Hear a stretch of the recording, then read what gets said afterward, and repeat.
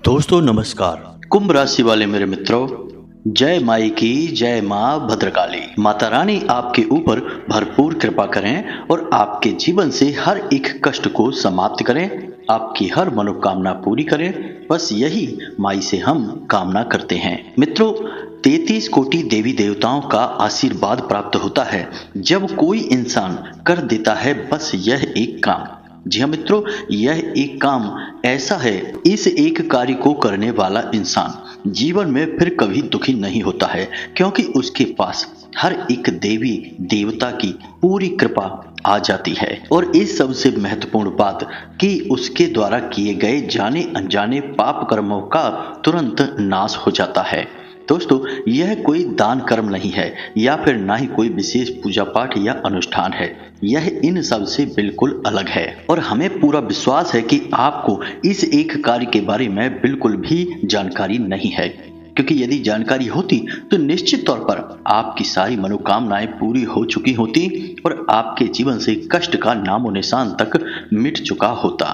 तो मित्रों, अब आपके मन में प्रश्न तो उठ रहा होगा कि आखिर ऐसा कौन सा यह कार्य है और इसके बारे में अब तक आपको जानकारी क्यों नहीं है, यानी कि आपको किसी ने बताया क्यों नहीं है। तो मित्रों, हम आपको बता दें कि समाज में जो बातें अक्सर चलती रहती हैं वे बड़ी ही सामान्य होती हैं, लेकिन जो सचमुच में लाभ देने वाली बातें होती हैं वे केवल साधकों के पास होती है। जिन्होंने लंबे समय तक देवी देवताओं की साधना की होती है, उन्हें ही ऐसा गुप्त और दिव्य ज्ञान प्राप्त होता है और उन्हें कई ऐसी बातों के बारे में पता चल जाता है जिससे किसी भी इंसान के जीवन में दुख तकलीफों का अंत किया जा सकता है। जी हाँ मित्रों, तो अब सौभाग्य से आपके लिए यह स्थिति निर्मित हो चुकी है, यानी कि अब आपको हम यह विशेष ज्ञान देने वाले हैं जो कि बहुत कम लोगों को ही पता रहता है। इस एक कार्य के बारे में बताने जा रहे हैं और सबसे बड़ी बात दोस्तों कि हम इस कार्य को करने की पूरी विधि,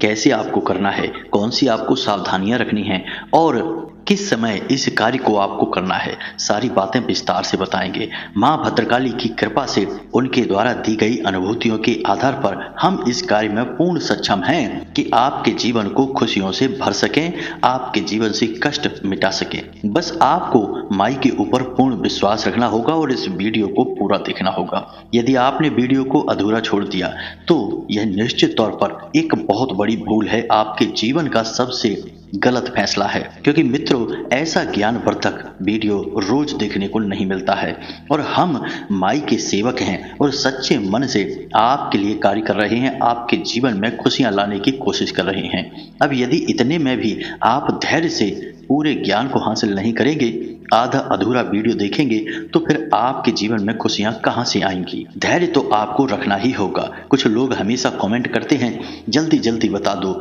सीधे बात बता दो, क्यों इतना लंबा वीडियो बनाते हैं। तो मित्रों, हम उन लोगों से कहना चाहते हैं कि यदि आपके पास 15-20 मिनट का समय भी नहीं है जीवन को बदलने वाले ज्ञान को हासिल करने के लिए, तो इसका मतलब यह है कि आप अपने जीवन में सुख समृद्धि के अधिकारी ही नहीं हैं, क्योंकि कामयाबी का पहला सूत्र ही यही कहता है कि कामयाब होने के लिए धैर्य सबसे अधिक अनिवार्य है। यदि आपके पास धैर्य नहीं है तो आप किसी भी कार्य को करने में पूर्ण रूप से अक्षम रहेंगे, यानी उसे नहीं कर सकते हैं। तो मित्रों, पूरे धैर्य के साथ आपको इस वीडियो को देखना है और जो बातें हम आपको बताने जा रहे हैं वे कोई साधारण बातें नहीं है, उन्हें कोई बड़ा साधक और गहरे अध्ययन करने वाला इंसान ही बता पाएगा।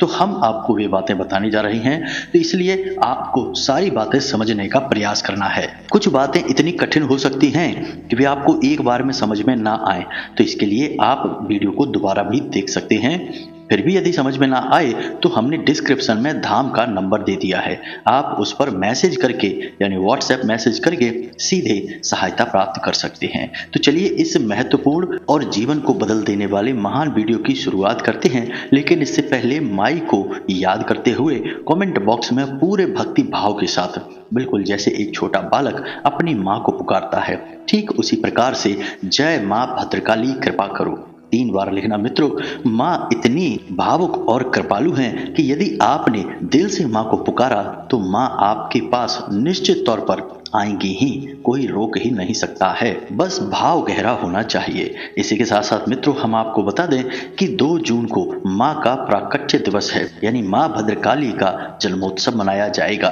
धाम पर विशेष पूजा पाठ अनुष्ठान का आयोजन किया जा रहा है। यदि आप इसमें भाग लेना चाहते हैं तो वीडियो में दिए गए QR कोड को स्कैन करके थोड़ा सा अंशदान कर सकते हैं, या फिर डिस्क्रिप्शन में दिए गए मोबाइल नंबर पर फोन पे या पेटीएम करके भी थोड़ा बहुत अंशदान करके अपना स्थान निश्चित कर सकते हैं। अंशदान आप 10 रुपए से लेकर जितना आपका भाव है, आपकी क्षमता है, उतना आप कर सकते हैं। आपके द्वारा किया गया अंशदान आपके ऊपर ही खर्च किया जाएगा, यानी आपके नाम से माई को एक चुनरी, एक नारियल और श्रृंगार समर्पित कर दिया जाएगा। साथ ही होने वाले विशेष हवन अनुष्ठान में आपके नाम से आहुतियां करवा दी जाएंगी।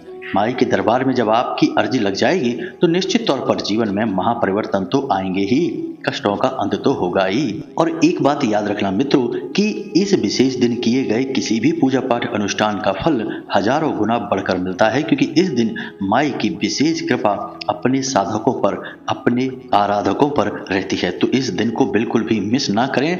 विशेष जानकारियां यदि आपको चाहिए तो डिस्क्रिप्शन में WhatsApp नंबर दिया गया है, आप उस पर संपर्क कर सकते हैं, सारी जानकारी ले सकते हैं। जब आप अंशदान करें तो उसका स्क्रीनशॉट लेकर उसी WhatsApp नंबर पर भेजें और अपना नाम, अपना स्थान और अपने जीवन की मूल समस्या भी लिखकर भेज दें। फिर सारा काम हमारा है और माई का है। आप निश्चिंत हो जाइए। उम्मीद है मित्रों आपको सारी बातें समझ में आ गई होंगी। तो चलिए अब वीडियो में आगे बढ़ते हैं। मित्रों आपके जीवन में अभी जो समय चल रहा है वह आपके पक्ष में है।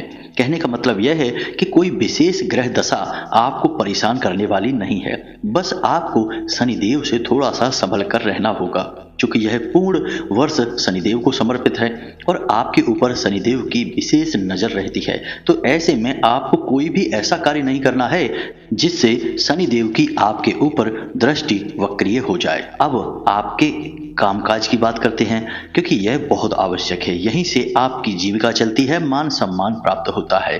तो आपके कार्य क्षेत्र पर कार्य का दबाव आपके ऊपर बढ़ जाएगा, यानी कि कुछ ऐसे अनावश्यक कार्य आपके ऊपर आ जाएंगे जिसकी वजह से आप परेशान हो जाएंगे।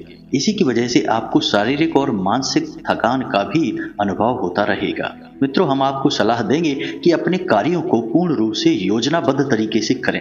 यदि आप अस्त व्यस्त तरीके से बिना सोचे समझे अपने कार्यों को करेंगे तो आप और अधिक परेशान हो जाएंगे।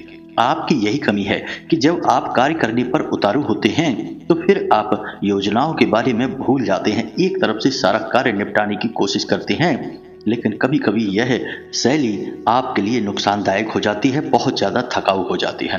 तो आप इस सलाह पर थोड़ा सा ध्यान दें। साथ ही साथ मित्रों आप अपने खान पान पर भी ध्यान दें, क्योंकि आपको पेट और छाती से लेकर गले तक किसी न किसी प्रकार का इन्फेक्शन हो सकता है, या फिर पेट में एसिडिटी वगैरह की समस्या हो सकती है। स्वाद के पीछे ना भागें, केवल जो स्वास्थ्यवर्धक है वही खाएं और कम खाएं। अब सबसे महत्वपूर्ण बात कि आप यदि किसी विशेष कार्य को करने की योजना बना रहे हैं, खास तौर से अपने काम धंधे व्यापार की जगह पर, जैसे कि व्यापार में किसी प्रकार का बदलाव करने की सोच रहे हैं या किसी नई योजना को लागू करना चाहते हैं, तो थोड़ा सा सतर्क हो जाएं, क्योंकि आपके द्वारा लागू की गई योजना के विफल होने की अधिक संभावना है। जी हाँ मित्रों, तो आपको बिल्कुल भी लापरवाही नहीं दिखानी है। यदि आपने छोटी सी भी गलती कर दी तो यह आपके लिए बहुत बड़ी समस्या बनकर उभरेगी। तो बेहतर यह होगा कि आप कुछ समय अभी रुक जाएं। आने वाले 5 से 7 दिनों तक आप किसी भी प्रकार की नई योजना पर कार्य ना करें। उसके बाद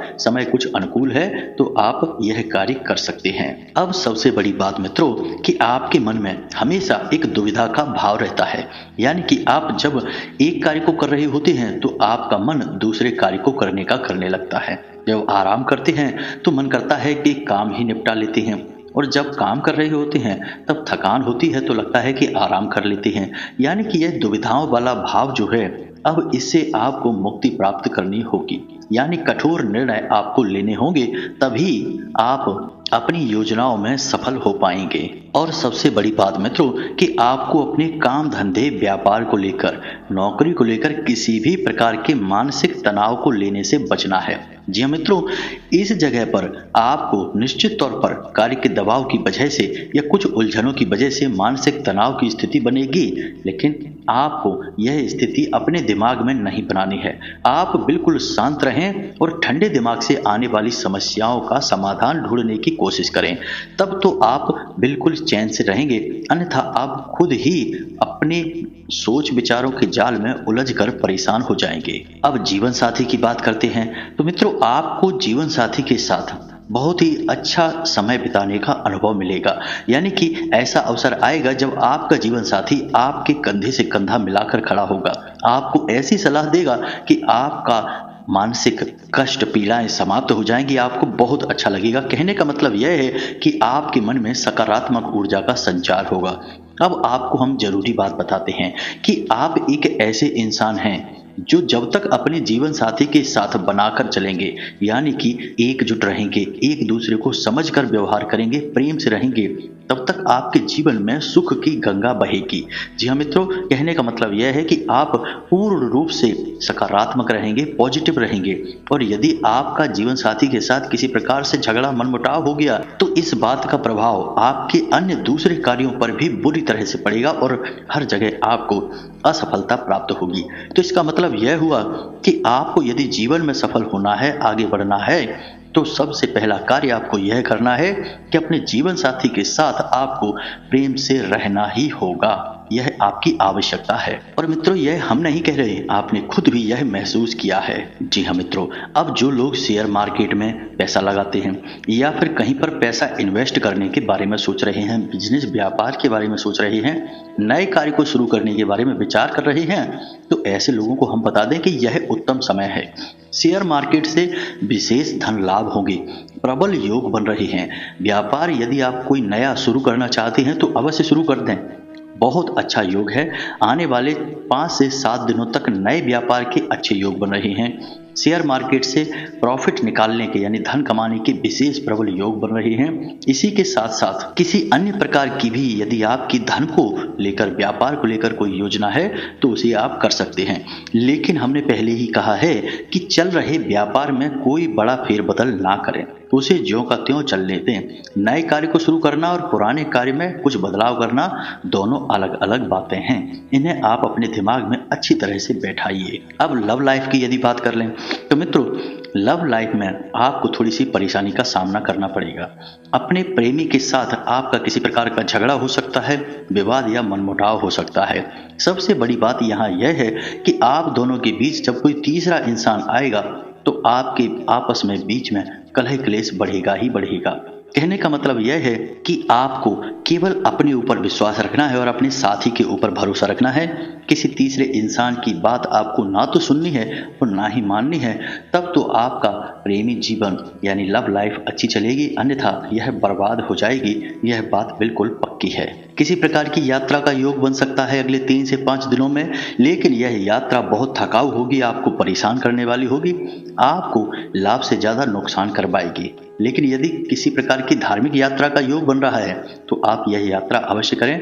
यह आपके लिए विशेष लाभकारी होगी, क्योंकि यह आपके कष्ट, आपकी परेशानियों को काटने में आपकी मदद करेगी। अब सबसे महत्वपूर्ण बात हम आपको बताने जा रहे हैं कि जैसे आपके जीवन में अच्छा होने वाला है, यानी कई जगह से आपको लाभ प्राप्त होने जा रहे हैं, ठीक उसी समय नकारात्मकता भी आपके ऊपर हावी होगी। यह आपके साथ एक बहुत ही अजीब विडंबना है कि जब भी आपके जीवन में सुख आता है, नेगेटिविटी, नकारात्मकता उसके साथ चली आती है। कहने का मतलब यह है कि आपके साथ जब दिन आता है तो पीछे से तुरंत रात भी चली आती है। यानी कि आप यदि सतर्क न रहें तो आप अपने सुख का कभी लाभ ले नहीं पाते हैं, आनंद ले नहीं पाते हैं। तो नकारात्मकता किस प्रकार की रहेगी? किसी प्रकार की बुरी संगत में आप फंसकर कोई ऐसा कार्य कर सकते हैं जो कि पूर्ण रूप से गलत है, शास्त्रों में बाधित है, और इस कार्य को करने से घोर नकारात्मकता आपको चारों तरफ से घेर सकती है। तो वह गलत कार्य आपको नहीं करना है। इसी प्रकार आप भगवान की, धर्म की और पूजा पाठ की आलोचना कर सकते हैं। यह बहुत गलत है, शास्त्रों में इसे पूर्ण रूप से निषिद्ध किया गया है। आप चाहें तो पूजा ना करें, आप भगवान के बारे में कोई बात ना करें, लेकिन भूल से भी आपको कोई गलत शब्द अपने मुंह से नहीं निकालना होगा। यह बहुत अधिक गलत हो जाएगा। इसी प्रकार आपके कार्य क्षेत्र पर कार्य का दबाव बहुत रहेगा और आपके मन के अनुकूल कार्य नहीं होंगे। इसकी वजह से आपके सहकर्मियों के साथ मनमुटाव, झगड़ा, विवाद हो सकता है और स्थिति उच्च अधिकारियों तक पहुंच सकती है। तो थोड़ा सा आपको गंभीरता से इस मामले को समझना होगा और समय की नजाकत को समझते हुए व्यवहार करना होगा। मित्रों, दो बातें आपको हमेशा अपने जीवन में उतार लेनी है, हमेशा इन्हें याद रखना है। पहली तो यह है कि आप जितने सकारात्मक रहेंगे, आप जितने भगवान की भक्ति में लीन रहेंगे और सकारात्मक कार्य करेंगे, उतनी ही जल्दी जल्दी आपको सफलताएं प्राप्त होंगी, क्योंकि आप बहुत ही पवित्र हृदय के इंसान हैं। आपका दिल बिल्कुल कांच की तरह पारदर्शी है, इसमें कोई मैल नहीं है। लेकिन यदि आप भूल से भी किसी नकारात्मक स्थिति में, यानी किसी ऐसी व्यक्ति की संगत में आ जाते हैं, ऐसे माहौल में पड़ जाते हैं कि आप कोई छोटा सा भी गलत कार्य कर देते हैं, तो उसका आपको बहुत बड़ा दंड मिलेगा। जी हाँ मित्रों, क्योंकि ऐसा इसलिए है कि भगवान आप जैसे लोगों के साथ ऐसा कुछ भी अनुभव नहीं करना चाहते। वे आपसे ऐसी उम्मीद नहीं करते हैं, आपसे वे एक सच्चे और अच्छे इंसान बनने की उम्मीद करते हैं। तो आपको नकारात्मकता से दूर रहना होगा, भगवान की भक्ति में लीन रहना होगा। अब यदि आपके जीवन में कष्ट हैं, परेशानी है, तो इसका मतलब यह नहीं है कि वे कष्ट और परेशानी भगवान ने आपको दिए हैं। कहीं ना कहीं से, किसी न किसी प्रकार से आपके नकारात्मक कर्म यानी पाप कर्मों को काटने का यह एक तरीका है। यदि आप इसी के साथ साथ भगवान की भक्ति को भी गहराई से अपना लेते हैं और उसमें डूब जाते हैं, तो ये जो आपके पाप कर्म है, यानी पाप इस जन्म के नहीं है, पिछले कई जन्मों के पाप भी हो सकते हैं। तो जो आपके पाप कर्म है कई जन्मों के, वे और जल्दी कटने लगेंगे। जी हाँ मित्रों, विष्णु पुराण में स्पष्ट तौर पर लिखा है कि यदि किसी इंसान के पाप कर्म उसे पूरे जीवन दुख भोगने को मजबूर कर देंगे, तो वह इंसान यदि भगवान की भक्ति में चला जाता है और पूर्ण रूप से ईश्वर में लीन हो जाता है, तो हो सकता है कि कुछ ही समय में या बहुत छोटे समय में उसके संपूर्ण जीवन के पाप कर्म कट जाएं, क्योंकि भक्ति ही एक ऐसा मार्ग है जो पाप के कोहरे को छांटकर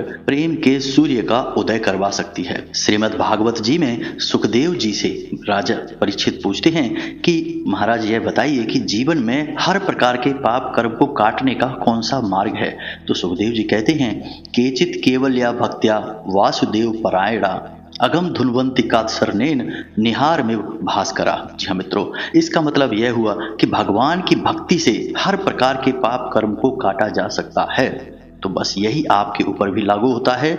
दूसरा कि आपको योग प्राणायाम पर भी विशेष ध्यान देना होगा, अपनी सेहत पर विशेष ध्यान देना होगा। आपकी एक यह कमी है कि जब काम की अधिकता बढ़ती है, जीवन में कष्ट परेशानियां बढ़ती हैं, तो आप अपनी सेहत, अपने बारे में सोचना छोड़ देते हैं। वैसे भी आप एक ऐसे इंसान हैं जो अपने आसपास अपने लोगों की खुशी में अपनी खुशी ढूंढने की कोशिश करते हैं।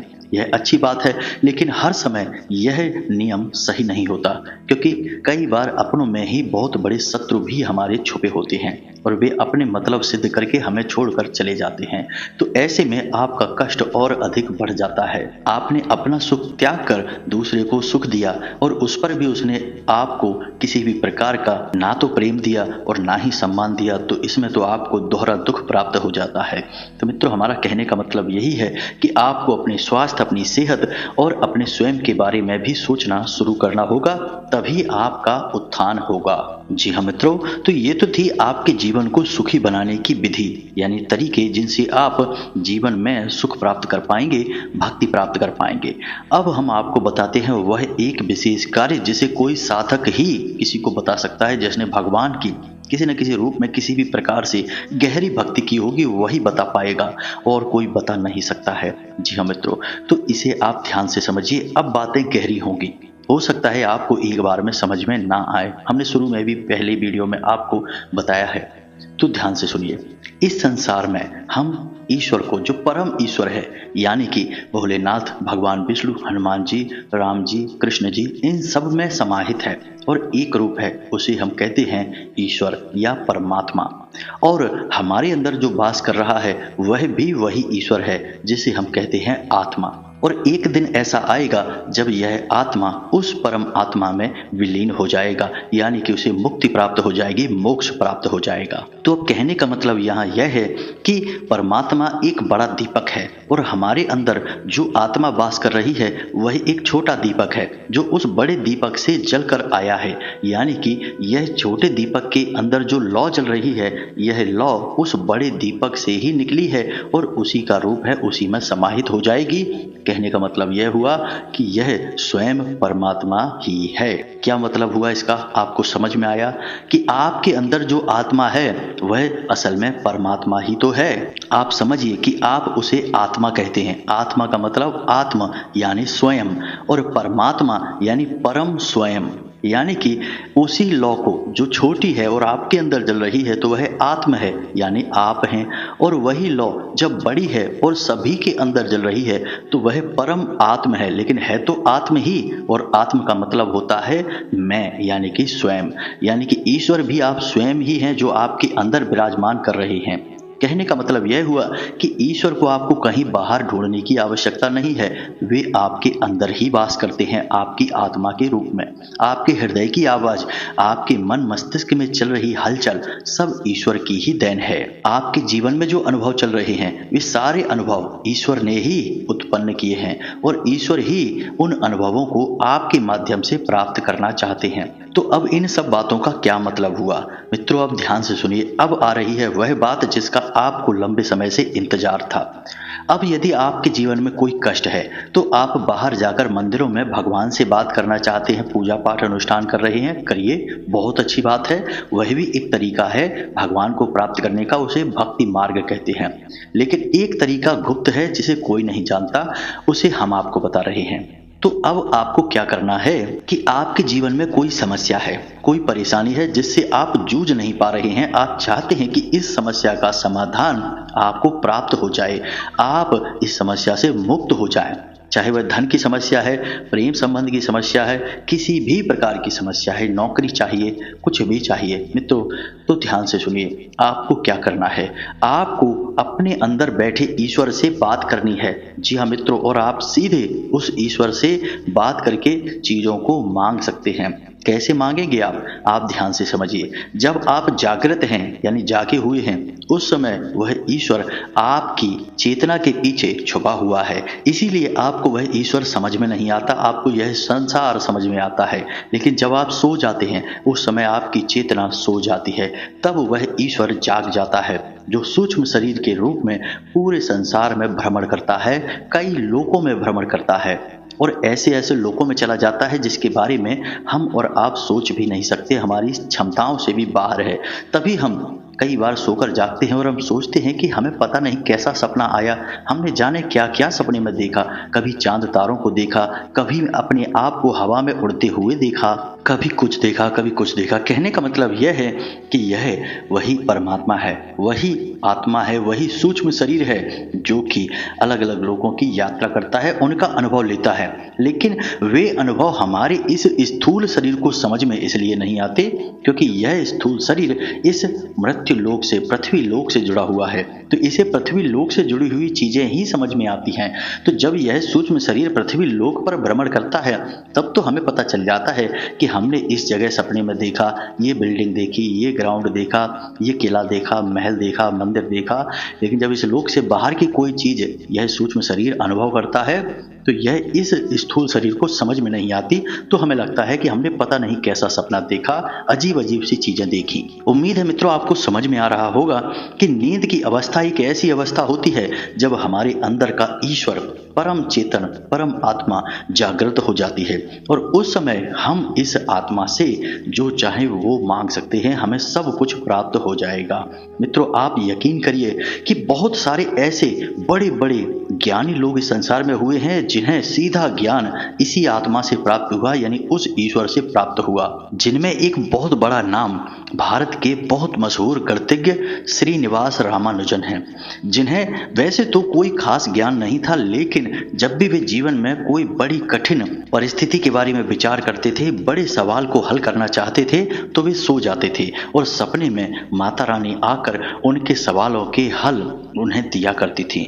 ये उन्होंने स्वयं अपने मुंह से बात बताई है, यानी कि उनका संबंध ईश्वर से सीधा जुड़ा हुआ था। तो अब इन सब बातों को आप खुद भी जानकारी ले सकते हैं, ये सभी को पता रहती हैं, ओपन है। तो अब इतनी सारी बातें हमने आपसे की, अब मूल बात पर आते हैं और आपको समझाते हैं कि आपको कैसे उस ईश्वर से सारी चीजें प्राप्त होंगी जो आप चाहते हैं, और महीनों या वर्षों में नहीं, कुछ दिनों में।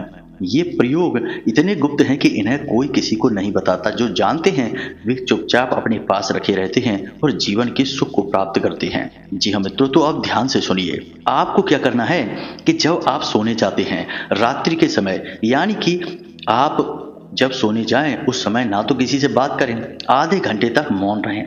मौन रहने से आपके अंदर जो चेतन ऊर्जा है वह संघनित होने लगती है। बोलने से हमारी ऊर्जा खर्च होती है विचारों में, सोचने में और हमारी आवाज में। जब आप बोलेंगे नहीं तो आपकी ऊर्जा आपके अंदर ही कैद होने लगेगी, केंद्रित होने लगेगी।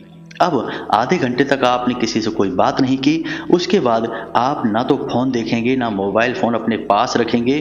सीधे बिस्तर पर जब लेटेंगे तो सीधे होकर लेटना है। सिर आपका, यानी आपका चेहरा ऊपर छत की ओर होगा। फिर अपनी छाती पर आपको अपने हाथ रखने हैं, दोनों हाथ रखने हैं। उसके बाद आपको स्वयं से ही कहना है, यानी कि जो भी कुछ आपको चाहिए वह कहना है। आपका जो भी नाम है उस नाम को लेकर कहना है। मानकर चलिए आपका नाम विवेक है और आपको एक नौकरी चाहिए, तो आपको कहना है, विवेक मुझे एक अच्छी नौकरी चाहिए, विवेक मुझे एक अच्छी नौकरी चाहिए। और ऐसा आपको केवल 5 बार कहना है। जी हाँ मित्रों, ज्यादा नहीं, केवल 5 बार कहना है। अपनी छाती पर हाथ रखकर पूरे भाव के साथ 5 बार कहना है। अब आप अपना ही नाम लेकर क्यों कह रहे हैं? इसका बहुत बड़ा आध्यात्मिक रीजन है, क्योंकि आपका सूक्ष्म शरीर अभी इस स्थूल शरीर में वास कर रहा है, तो आपका नाम उस स्थूल शरीर का नाम बन जाता है। जी हाँ मित्रों, आपने देखा होगा कि कभी कभी कोई प्रेत भटकते हैं और जब कोई तांत्रिक उन्हें पकड़ लेता है तो वे अपना नाम बताते हैं। वैसे तो आत्मा का कोई नाम नहीं होता, लेकिन वे जिस शरीर में रहते हैं उस शरीर के नाम को ही अपना नाम मान लेते हैं। तो आपके अंदर जो ईश्वर की परम चेतना है, यानी कि वह आत्मा है, वह आपके नाम को ही अपना नाम मान लेती है। इसलिए आप जब आदेश देंगे अपना नाम लेकर, तो वह समझेगी कि आदेश उसे मिल रहा है, यानी आपकी उस परम चेतना और सूक्ष्म शरीर को आदेश मिल जाएगा। अब आपके लिए ऐसी परिस्थितियों का निर्माण करना, आपके लिए शुभ घड़ियां लाना और आपके जीवन में सकारात्मकता को भर देना, ऐसी ऐसी स्थितियों का निर्माण कर देना कि आपको कहीं से भी मिले एक अच्छी नौकरी मिलेगी ही। यह प्रयोग बहुत शक्तिशाली है। हमने सैकड़ों लोगों को यह प्रयोग कराया और हमें हमेशा सकारात्मक परिणाम ही प्राप्त हुए। आज तक किसी ने आकर यह नहीं कहा कि गुरुजी हमें इस प्रयोग से कोई लाभ नहीं मिला। बेशक लाभ जैसा सोचा वैसा नहीं मिला, थोड़ा बहुत कम मिला, लेकिन मिला तो अवश्य ही है। तो अब आपके जीवन में जो भी कष्ट है, परेशानी है, आप बस इस एक कार्य को करिए और आप देखिए कि हर एक देवी देवता, हर एक शक्ति, चाहे सकारात्मक हो या नकारात्मक हो, आपके लिए शुभ फलदायी बन जाएगी। कुछ ही दिनों में आपका कार्य सिद्ध होगा। कार्य अगर बहुत बड़ा है तो हो सकता है कि उसमें 10 दिन लग जाए, 15 दिन लग जाए या 1 महीना लग जाए। यदि कार्य छोटा है तो 2-4 दिन में ही पूर्ण हो जाएगा। यह बहुत ही जाना माना प्रयोग है और इसे कई बार हमने टेस्ट करके देखा है, हर बार कामयाबी मिली है। उम्मीद है मित्रों कि आपको सारी बातें समझ में आ गई होंगी। अब हमारे कहने से आप इस प्रयोग को एक बार अवश्य करें। जब तक आपको लाभ प्राप्त न हो जाए तब तक इसे करें, क्योंकि हो सकता है कि शुरुआत में आप इसे करें तो आपको यह कुछ ड्रामेबाजी जैसा लगे, मन में भाव उत्पन्न नहीं होगा। जब तक भाव नहीं होगा तब तक आप ईश्वर से नहीं जुड़ पाएंगे, अपने स्वयं की आत्मा से भी नहीं जुड़ पाएंगे। तो भाव हो सकता है 2-4 दिन करने से मन में उत्पन्न होने लगे। जब भाव गहरा हो जाएगा आपको तुरंत इसका परिणाम प्राप्त हो जाएगा। उम्मीद है जो बातें हमने आपको बताई हैं वे अच्छी तरह से आपको समझ में आ गई हैं। अब हमने कहा था कि माई के धाम से जुड़ जाइए, व्हाट्सएप नंबर पर मैसेज करिए, कुछ अंशदान करिए, ताकि माई का यह शुभ कार्य बहुत अच्छी तरीके से पूर्ण हो सके। आप सहयोग करेंगे तो सब कुछ बहुत अच्छे से होगा। मित्रों, हमारे पास इतनी धन सामर्थ्य नहीं है कि हम बड़े बड़े अनुष्ठान करवा सकें, और हम चाहते हैं कि यह आपके लिए किया जाने वाला अनुष्ठान है, तो आपकी सहभागिता होना इसमें बहुत अनिवार्य है। बाकी आपकी स्वेच्छा है। इसी के साथ साथ मित्रों आज की इस वीडियो को विराम देते हैं। यदि कोई प्रश्न है तो आप व्हाट्सएप नंबर पर या फिर कमेंट में हमें मैसेज करके पूछ सकते हैं। मिलते हैं अगले ज्ञानवर्धक वीडियो में। कमेंट में पूरे भक्ति भाव के साथ जय माँ भद्रकाली कृपा करो एक बार नहीं 3 बार लिखना। माता रानी आपके जीवन में सुख और समृद्धि की बरसात करेंगी और अपने प्रेम भरे आंचल में आपको समेट लेंगी। मिलते हैं अगले ज्ञानवर्धक वीडियो में, तब तक के लिए धन्यवाद। जय माता की। हमेशा खुश रहिए। माई सबका कल्याण करें। धन्यवाद।